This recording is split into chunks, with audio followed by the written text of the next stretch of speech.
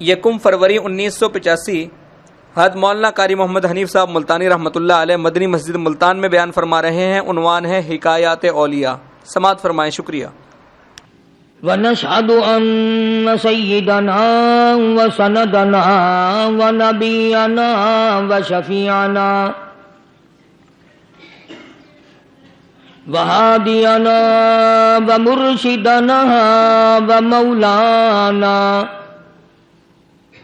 ومولانا محمدا عبده ورسوله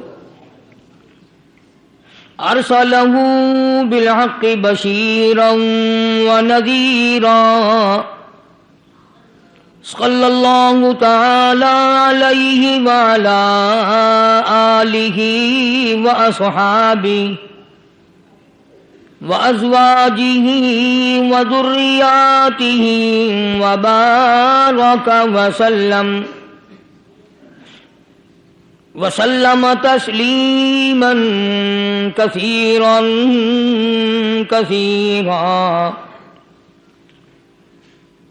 أما بعد، فأعوذ بالله السميع العليم من الشيطان الرجيم. بسم الله الرحمن الرحيم.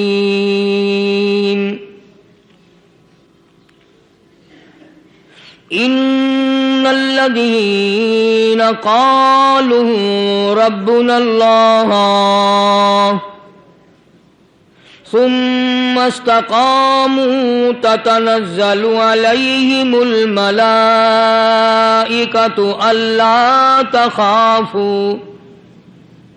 لا تخافوا ولا تحزنوا وأبشروا بالجنة التي كنتم توعدون. نحن أولياؤكم في الحياة الدنيا وفي الآخرة ولكم فيها ما تشتهي أنفسكم وَلَكُمْ فِيهَا مَا تَدَّعُونَ نُزُلًا مِّن غَفُورٍ رَّحِيمٍ.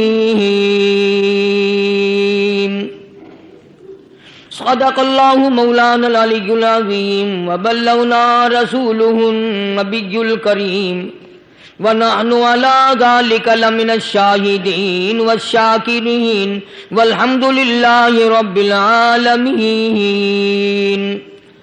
اللهم صل على محمد وعلى آل محمد كما صليت على إبراهيم وعلى آل إبراهيم إنك حميد مجيد.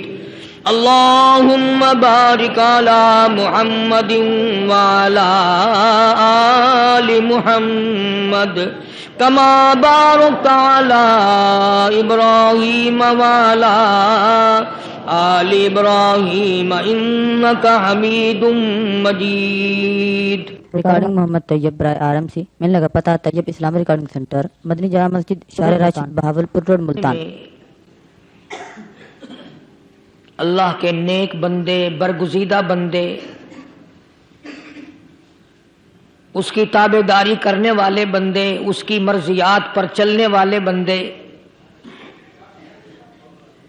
دنیا کے حوادثات اور تھپیڑوں سے بچ کر اللہ اور اس کے رسول کریم صلی اللہ علیہ وسلم کا ہر وقت ذکر خیر کرنے والے بندے.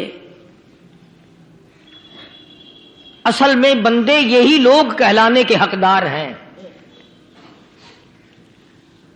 میری تیری غلطی ہے کہ ہم اپنے آپ کو بندہ سمجھتے ہیں. بندہ بننا بڑا مشکل ہے. صوبے سندھ سکھر کے علاقے میں حضرت مولانا تاج محمد صاحب امروٹی رحمت اللہ علیہ بہت بڑے بزرگ اور عالم گزرے ہیں. ان کے زمانے کا واقعہ ہے کہ ایک مسجد کا خادم تھا، مسجد کا جھاڑو دینے والا، صفیں بچھانے والا۔ اس زمانے میں بجلیاں کہاں تھی؟ مسجد میں پانی بھرنے والا، مسجد کی صفائی کرنے والا، مسجد کا خادم، جس کی آج ہمارے یہاں کوئی حقیقت نہیں، کوئی مقام نہیں۔ حالانکہ حدیث پاک میں آتا ہے کہ جس کو اللہ پاک اپنے دربار کا خادم بنا لے اسے اور کیا چاہیے۔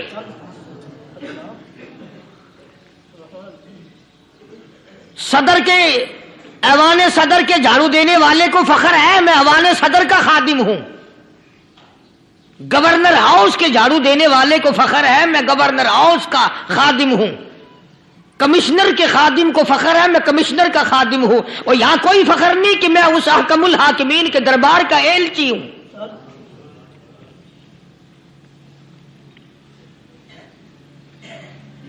ایسا آدمی جب اللہ کے دربار میں پیش ہوگا اور اللہ پاک پوچھے گا کہ تو دنیا میں کیا کیا کرتا تھا، جواب دے گا الہی اپنے دربار سے پوچھ۔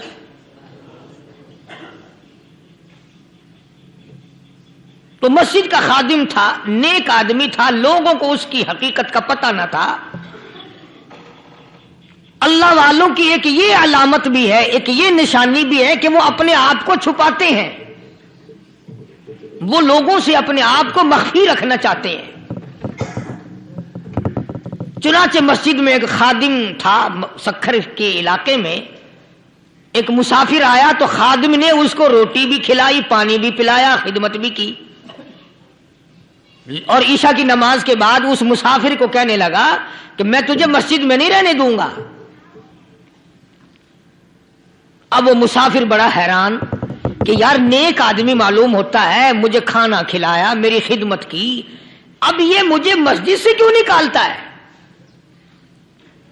اس نے کہا صاحب مسجد میں کسی کو سونے کی اجازت نہیں، میں مسجد میں نہیں رہنے دیتا کسی کو بھی۔ تو مسافر کہتا ہے کہ اس کے کہنے سے میں نکل تو گیا، دل میں میرے یہ کہ کوئی خاص بات ہے، ورنہ یہ آدمی نہ تو نفرت کرنے والا، نہ تکبر کرنے والا، نہ فخر کرنے والا ہے کوئی بات۔ پہلے زمانے میں لوگ سوچا کرتے تھے، اب تو ایک منٹ میں کفر کا فتویٰ لگا دیتے ہیں۔ اب اگر آج کوئی اس نیت سے کہہ دے مسافر کو کہ بھئی یہاں چوری ہو جاتی ہے، لاؤڈ اسپیکر چوری ہو جاتے ہیں، گھنٹے چوری ہو جاتے ہیں، لہذا مسجد میں نہ سو، اور کوئی مسجد ہے تو پھر تھانہ ہویا کہ مسافر اس وقت تو نکل گیا، اور دور جا کر کے عشاء کی نماز کے بعد پھر واپس آ گیا۔ تو مسجد کے خادم نے سارے دروازے بند کر لیے، اور دروازہ بند سارے بند کر کے رات کو اللہ اللہ کرنے بیٹھ گیا۔ مسافر کہتا جب وہ کہتا تھا اللہ ہو اللہ ہو، کہتا اتنی روشنی مسجد میں ہوتی تھی کہ مجھے کڑی اور شتیر نظر آتے تھے۔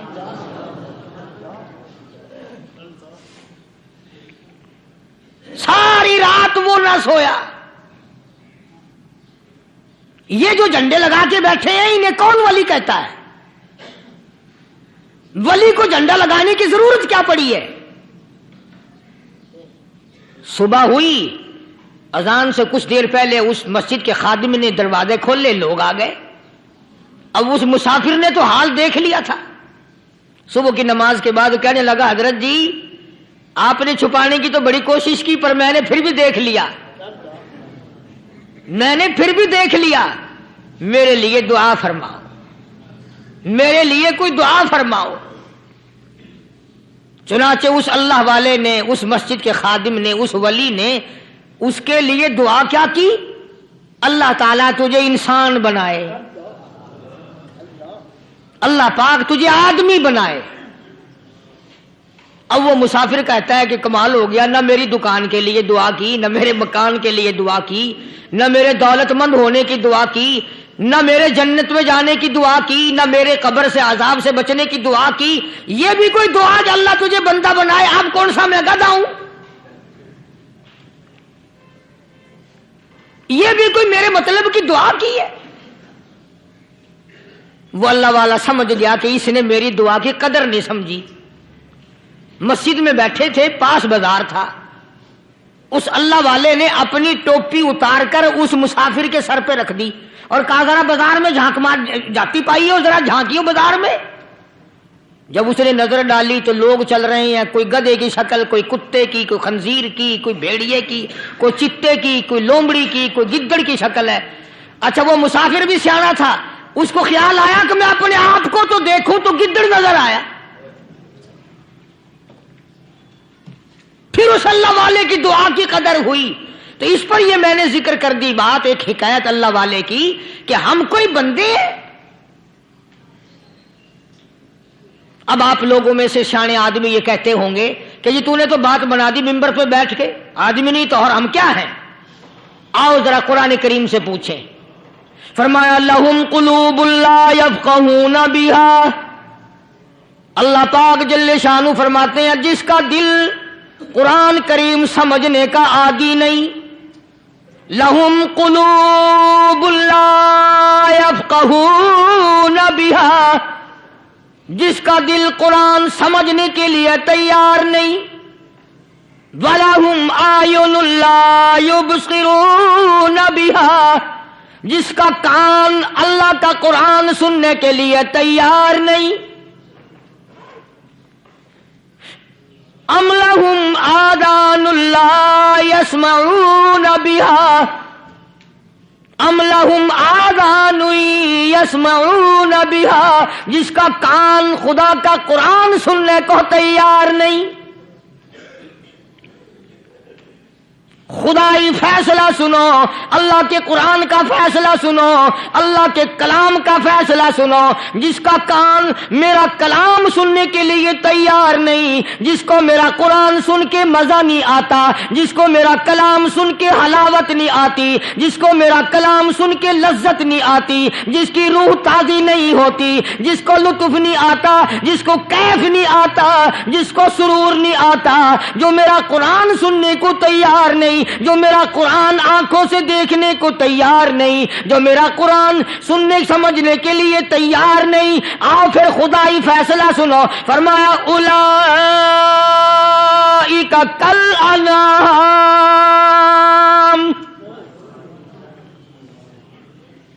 میرا فیصلہ نہیں، کسی پارٹی کا فیصلہ نہیں، کسی فرقے کا نہیں، کسی طبقے کا نہیں، کسی جماعت کا نہیں۔ فرمایا اولئک الانعام،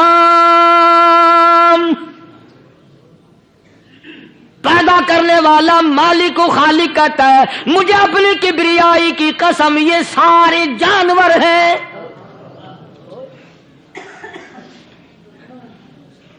یہ سارے کے سارے جانور ہیں، یہ درندے ہیں جو ایک دوسرے کو چیر پاڑ کر کھاتے ہیں، یہ درندے ہیں جو ایک دوسرے کا خون پیتے ہیں۔ فرمایا بل ہم اضل، جانوروں سے بھی بدتر۔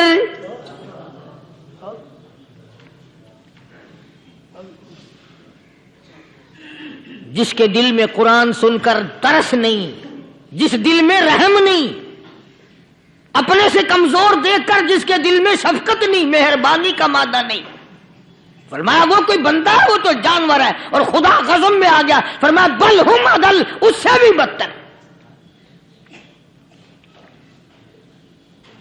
اللہ والے جو ہیں وہ ان خصلتوں کو دور کراتے ہیں، اور وہ آدمی کے مزاج اور دل میں سے ایسی چیزیں نکالتے ہیں جو اس کی بربادی کا ذریعہ بنتا ہے۔ دل کی بیماریوں کا کسی کو فکر نہیں، بخار ہو جائے آپ چڑھ جائے آپ کو پتہ چل جاتا ہے، نزلہ ہو جائے آپ کو پتہ چل جاتا ہے، کھانسی ہو جائے پتہ چل جاتا ہے، دل کی بیماریوں کا کیا پتہ چلے؟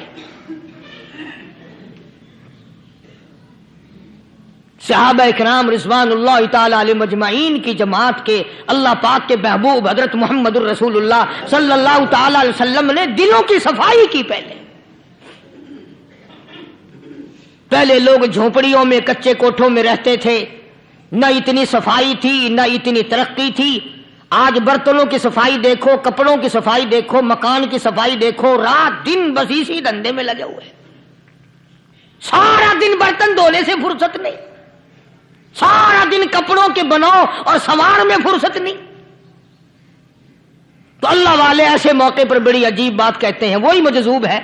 مجذوب علی رحمت کہتے ہیں بظاہر تو ہر شے میں بے حد صفائی، بظاہر تو ہر شے میں بے حد صفائی، مگر دل میں ہے گندگی انتہائی. بظاہر تو ہر شے میں چہرے کی صفائی، بدن کی صفائی، نہ جانے کتنی قسم کا صابن ہے، نہ جانے کتنی قسم کے پاؤڈر ہیں، نہ جانے کتنی قسم کے شیمپو ہیں، نہ جانے کتنی قسم کے کپڑے ہیں، کیا چال ڈھال ہے، کیا نئے نئے ڈیزائن ہے. مجذوب کہتا سب کچھ دیکھ لیا، بظاہر تو ہر شے میں بے حد صفائی، مگر دل میں ہے گندگی انتہائی. جس یار کی بیٹھک میں بیٹھ کے کھانا کھایا، جس رشتہ دار کی بیٹھک میں بیٹھ کے کھانا کھایا، اسی کی بہن کو دیکھ کر آبرو پہ ڈاکہ ڈالنے کا پروگرام ہے. جس دوست کے گھر میں بیٹھ کے کھانا کھایا، اسی دوست کی بیوی کی عزت لوٹنے کا پروگرام ہے. پرانے زمانے میں اب بھی دلی جیسے شہر میں اگر دعوت کی جاتی ہے تو وہاں ایک تشتری میں نمک آتا ہے سب سے پہلے. عرب میں بھی دستور تھا پرانے زمانے میں، اگر کوئی دعوت کرتا، کوئی تقریب کرتا، سب سے پہلے نمک آتا تھا. ایک ایک انگلی ہر شخص نمک چاٹتا تھا. کیا مطلب؟ جس نے نمک چاٹ لیا اب وہ نمک حرامی نہیں بنے گا. اس گھر میں چوری کرنا، اس گھر کی آبرو کا غلط تصور لانا، اس گھر کے مال میں خیانت کرنا وہ حرام سمجھتا تھا جس گھر کا میں نے نمک چکھ لیا. اور مسلمانوں کی بات نہیں، ہندوؤں کی بھی یہ باتیں تھی. مولانا محمد علی صاحب جلندری سب قید رحمت اللہ علیہ فرمایا کرتے تھے کہ ایک سکھ تھا بہت بڑا ڈاکو، مسلمان اور ہندو مل کر اس کو ساتھ ملا کر کے لے گئے کہ یہاں اس گاؤں میں اس پنڈ میں ڈاکہ ڈالیں. سفر کر کے گئے، تکلیف اٹھا کے گئے. اس سکھ ڈاکو نے پوچھ لیا کہ یہ کون سا گاؤں ہے کہ یہ فلانا ہے. اچھا سارے کے سارے یہ تلاش کرو، یہ سوچ بچار کرو، اپنے پنڈ کی، اپنے علاقے کی، کسی مسلمان کی، کسی ہندو کی، کسی سکھ کی، کسی چوڑے چمار کی اس گاؤں میں لڑکی تو نہیں؟ ہمارے یہاں سے کوئی لڑکی تو شادی ہو کے یہاں نہیں آئی ہوئی. ان ساروں میں سے کہنے لگا کہ ہمارے بھنگی کی لڑکی جمعدار کی یہاں آئی ہوئی ہے. کہنے لگا واپس چلو، بیٹی بیٹی ہے چاہے بھنگی کی ہو یا نواب کی ہو. ارے کل بیٹی کا ڈولا دیا تھا، آج ڈاکہ ڈالیں گے، شرم نہیں آئے گی؟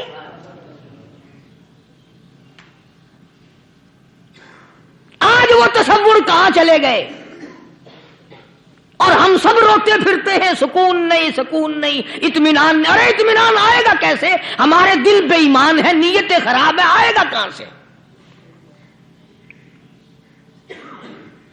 صحابہ کرام رضوان اللہ تعالی علیہ مجمعین کی جماعت نے اس قدر اس بات پہ محنت کی اور کوشش کی کہ غلط لقمہ بھی پیٹ کے اندر نہ چلا جائے.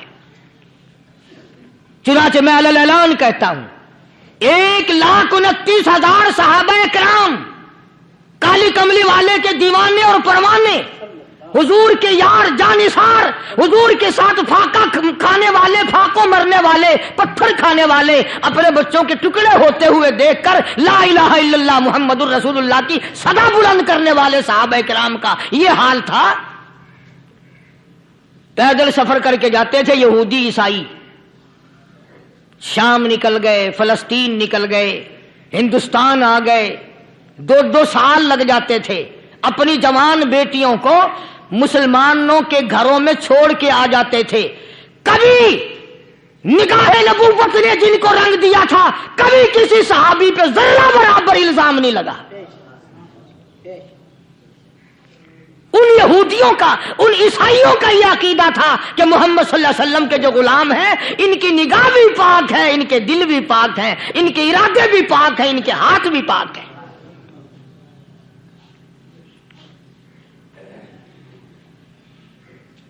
مصر کے گورنر نے، مصر کے جنرل کرنل نے خط لکھا سیدنا فاروق اعظم رضی اللہ تعالی عنہ کی خدمت میں. دور خلافت ہے حضرت فاروق اعظم کا. کیا خط لکھا؟ کہ حضور مجھے کافی وقت گزر گیا ہے اور فلاں علاقے میں آپ کے حکم سے ہم نے جانا ہے اور راستہ صرف ایک ہے اور اس راستے میں جال بچھا دیا گیا. اب مجھے مشورہ دیں میں کیا کروں, حکم دیں مجھے.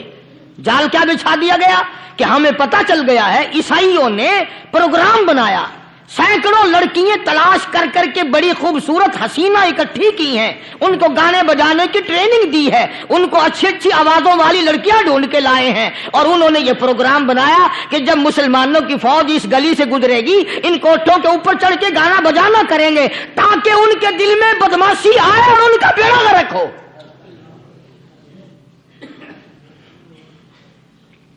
کبھی کافر کا یہ عقیدہ تھا کہ مسلمان کا دل بگڑا تو یہ گیا, اس کی نیت میں خرابی آئی اور یہ تباہ ہوا.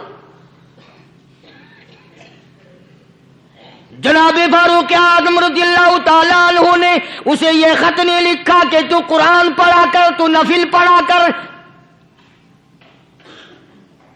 امیر المومنین خلیفۃ المسلمین سیدنا فاروق اعظم رضی اللہ تعالیٰ عنہ نے اپنے جنرل کرنل کو خط لکھا کہ اس میں لمبی چوڑی فکر کی کوئی بات نہیں, اس میں کوئی پریشانی والی بات نہیں, کوئی سوچ و بچار والی بات نہیں. سارے تیری فوج میں تیری کمان میں مسلمان ہیں, سب کو اکٹھا کر لے, ساروں کو اکٹھا کر کے قرآن کریم کے سورت نور کی 2 آیتیں سنا دے.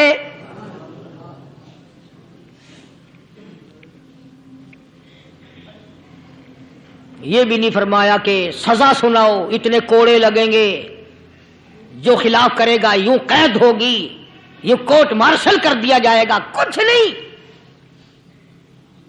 جناب فاروق اعظم رضی اللہ تعالیٰ عنہ کی رائے دیکھو, ان کے خیال میں قرآن کریم میں اتنی بڑی طاقت ہے, اتنی بڑی عظمت ہے, اتنی بڑی کرامت ہے, کلام الہی میں اتنا بڑا شرف ہے. اعلان کر دیا, فرمایا اپنے کرنل کو ساری فوج کو لشکر کو اکٹھا کر کے قرآن کریم کی فلاں فلاں آیت سنا دے.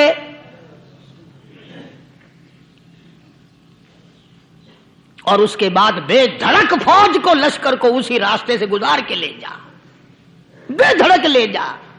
ہائے کبھی قرآن کی 2 آیتوں سے کام بن جاتا تھا, اب سارے قرآن سے میرا تیرا کام نہیں بنتا. قصور قرآن کا نہیں ہے, یہ میرا تیرا ہے. یہ تو اتنی وفادار کلام ہے, اتنی پاک کلام ہے, خدا کی قسم. ہزاروں رجسٹروں کے گتے, ہزاروں چائے کے ڈبے, ہزاروں مٹھائی کے ڈبے, لاکھوں کروڑوں دوائیوں کے ڈبے گندے نالوں پہ, کوڑیوں پہ, روڑیوں پہ پڑے ہیں. اور جس گتے نے قرآن کے ساتھ یاری لگا لی, خدا کی قسم کوئی آدمی بغیر وضو اس گتے کو بھی ہاتھ نہیں لگا سکتا. ہزاروں نہیں لاکھوں کپڑے مارکیٹ میں پڑے, پر جس کپڑے نے قرآن سے یاری لگا لی, جو کپڑا جزدان بن کر قرآن پہ چڑھ گیا, لوگ اس کو بھی چومتے ہیں اور چومنا چاہیے. یارو کپڑے نے قرآن سے یاری لگائی تو کپڑا عظمت والا بن گیا, گتے نے یاری لگا لی تو گتا بن گیا. ہزاروں قسم کے کاغذات روزانہ ذلیل ہوتے پھرتے ہیں, جس کاغذ پہ قرآن لکھا گیا وہ عظمت پا گیا, جس سیاہی سے قرآن لکھا گیا وہ سیاہی عظمت والی بن گئی. ارے اگر مسلمان قرآن کو اپنے اندر پیدا کر لے, اس کی عظمت کو بسا لے, اس کو اپنا لاہ عمل بنا لے, اس کو اپنے سر پہ رکھ لے, تو کیا یہ بندہ قرآن کے ساتھ وفاداری کرے تو قرآن کیا خیال ہے, قرآن بے وفائی کر دے گا؟ یقین نہیں, یقین اصل بات اعتقاد کی ہے. یقین کا تو یہ عالم بنا ہوا کہ اگر کوئی چوری کا معاملہ ہو جائے اور کسی پر شبہ ہو, اگر اسے کہو کہ قرآن اٹھا دے تو دیر نہیں لگائے گا, اور اگر کہے کہ فلانی خانگاہ کا کنڈا مار دے, کہ یہ کام میں نہیں کرتا. خانگاہ کے کنڈے پہ ایمان ہے, قرآن پہ ایمان نہیں. اس پر یقین ہے کہ پیر اندھا کر دے گا, اور یہاں یقین نہیں کہ جس خدا نے پیدا کیا اگر میں نے جھوٹا قرآن اٹھایا تو وہ برباد کر دے گا.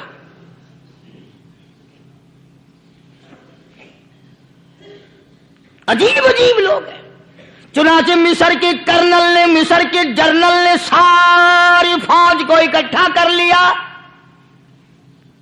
اس نے بھی یہ بات تو نہیں کہی کہ فاروق اعظم کو دوبارہ خط لکھتا کہ حضرت یہ تو 2 آیتیں آپ نے لکھی، یہ تو سارا قرآن روز پڑھتے ہیں، پر بنے گا کیا؟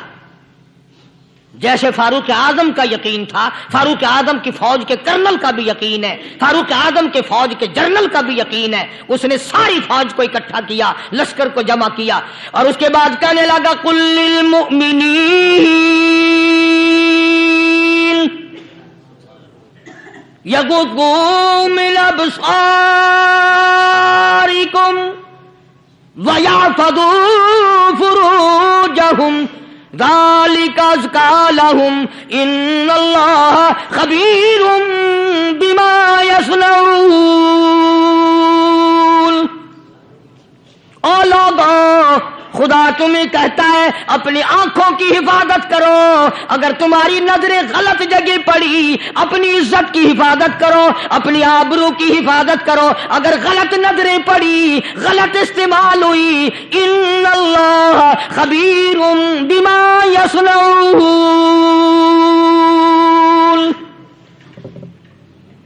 اللہ پاک تمہاری ساتھ ساتھ ہے، وہ ہر چیز کو دیکھتا جائے گا، وہ ہر چیز تمہاری دیکھے گا۔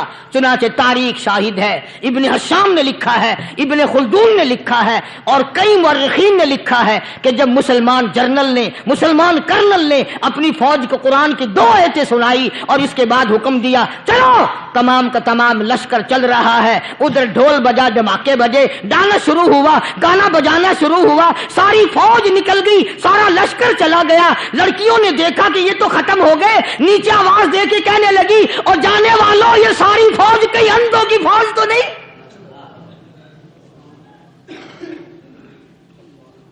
یہ حسن کا نظارہ اور یہ ڈانس اور یہ آواز، ہم ناچ ناچ کے تھک گئی، کوئی سر نہیں اٹھاتا۔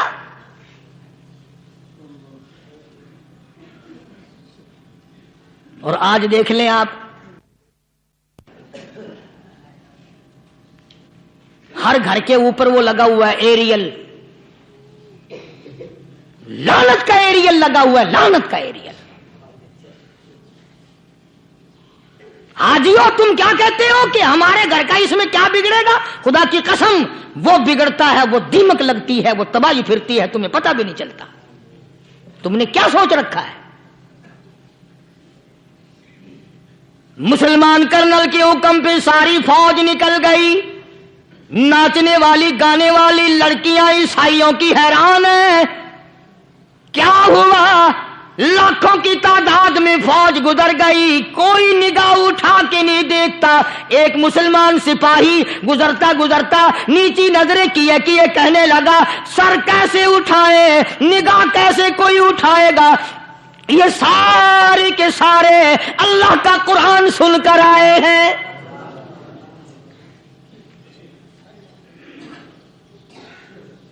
کیسے کوئی نگاہ اٹھائے گا؟ کیسے کوئی سر کو اٹھائے گا؟ یہ سارے کے سارے اللہ کا قرآن سن کر آئے ہیں۔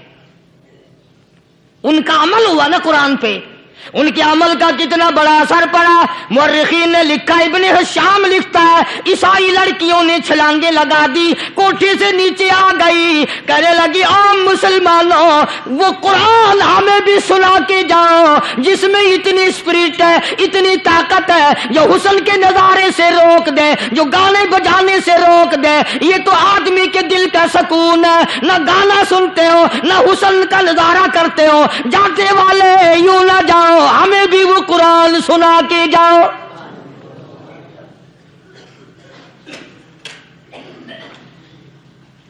اس قرآن میں کتنی بڑی طاقت ہے، وہ کتنی عظمت ہوگی، اس میں اس کلام میں کتنی برکت ہوگی، جس کلام میں یہ تاثیر ہے کہ وہ ایسی ایسی چیزوں سے روک دیتا ہے۔ چنانچہ ایک مسلمان سپاہی چلتا بھی جاتا ہے اور کہنے لگا وَقُلْ لِلْمُؤْمِنِينَ،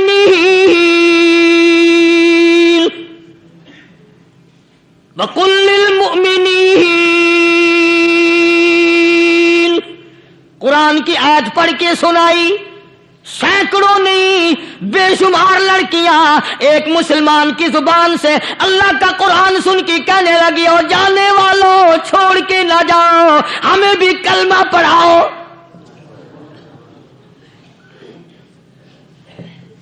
جتنی بھی وہ ناچنے گانے والی تھی، تمام کی تمام کلمہ پڑھ کر مسلمان بن گئی، اور مورخین نے لکھا ہے آخری دم تک قرآن کی شیدائی اور دیوانی بن کے گزری ہے۔ پھر وہ لڑکیاں جو رات دن حسن و جمال کا پیکر بنی رہتی تھی، علماء نے لکھا ہے جب موت آئی ایک ایک کے بدن میں کپڑے لباس میں موت آئی تو 50-50 ٹاکی لگی ہوئی تھی۔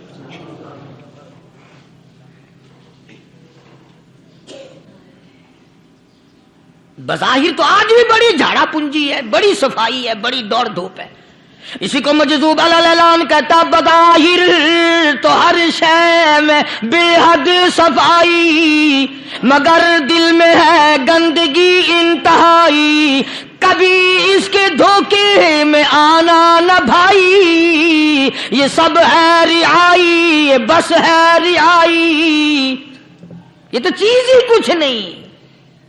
بڑے بڑے دھندے ہمیں پلٹتے دیکھے، بڑے بڑے نظام بگڑتے دیکھے۔ محمد عربی صلی اللہ تعالی علیہ وسلم کے دربار میں بڑے بڑے لوگ آتے تھے۔ اللہ غنی، نگاہ نبوت نے جس کو رنگ دیا سبحان اللہ، پھر قیمت جو بن گیا وہ اسلام کی دولت سے پیچھے نہ ہٹا۔ کوئی پیچھا پھر کے دیکھا ہی نہیں کہ ہم کیا کر رہے ہیں۔